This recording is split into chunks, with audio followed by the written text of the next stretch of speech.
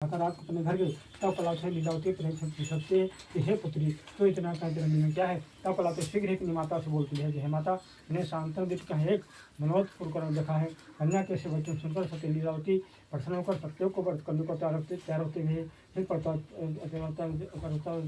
लीलावती ने बंधुओं में सत्यों का व्रत किया और धर्म मांगा कि हमारे पत्र द्वार शीघ्र ही अपने घर आ जाए, मेरे पत्र द्वार के पास से क्षमा कर दो। इस व्रत करने से सत्यों फिर प्रसन्न होते हैं। फिर राजा चिंतित को सप लिया, यह कारागार में बंधुओं को प्रातःकाल छोड़ दो और उनका जितना जन हुआ समय दे दो।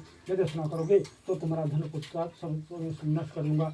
ऐसा कहकर सभा में बैठ कर सोचे अपना सब चिंता और आज्ञा दी। फिर जेल में दोनों को प्रातः को छोड़ दो। तब राजा के सुनकर दोनों को जैसे निकाल कर नौकर बुलाकर कहने लगे कि लीजिए दोनों के बने आलोचना है। फिर दोनों ने राजा चुनकुत को नर पर रख के पहले चरित को याद कर भय सुगाकुल को कुछ नहीं बोले। राजा दोनों को देखकर बोले कि भगवान तुम्हें महा दुखला है और तुम्हें कुछ नहीं। फिर बिना कर हमद लगी। फिर वह साभूषण देकर उन्हें वहीं स्थित किया और कहा जितना ले लिया उसे उतना दोनों ने दिया। और कहा राजा को प्रणाम कर दोनों से बोले ये आपके कृपा से चले जाएंगे।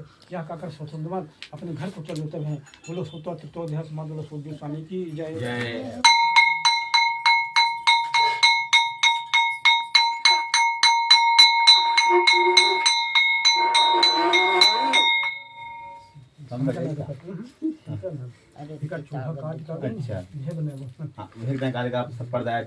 पंडित मार डाल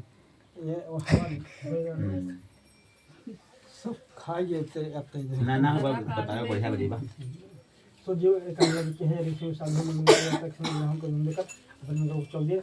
जब वो दूर पहुंचे तब श्री सत्यानंद स्वामी ने यहाँ जन्म था तो क्या है तमोतल वश हंस कर बोलते हैं कि हे डंडी तो क्यों पूछते हो, क्या रुपया पैसा लेना चाहते हो, हमारे नाम में बेले पत्ते भरे हैं। राजा कैसे कठोर वचन सुनकर पत्रों का तुम्हारे वचन से तुम रुपया पैसा कुछ नहीं लेना चाहते। यहाँ का अगर डंडी पर छोड़ जाकर समुद्र के किनारे छा जाते हैं। सन्यासी भारी सत्यों के चले जाने पर नित्य क्रिया से निवर्त होकर नाव को ऊपर उठी देकर अतः विस्मय का लता पत्ते नामे देकर मुच्छा खाकर कृषि पर का जब आत हो जाता बहुत हुआ। तब दामाद बोला आप शो को करते हो, आपको दंडी स्वामी श्रेय दिया है, इसे उन्हीं के संग में चले आइए तभी आपके मत हो गए। दामाद के सेवा सुनकर वह दंडी भगवान के पास जाता है, उन्हें भक्त से प्रणाम करने लगता है कि आप समझ में जो अपराध किया है उसे क्षमा कर दो, क्षमा कर दो। वह बार बार प्रणाम करके बड़ा दुखी होता रहा और उसे रोकते देखकर बनारसी ने कहा कि वह तुरो मत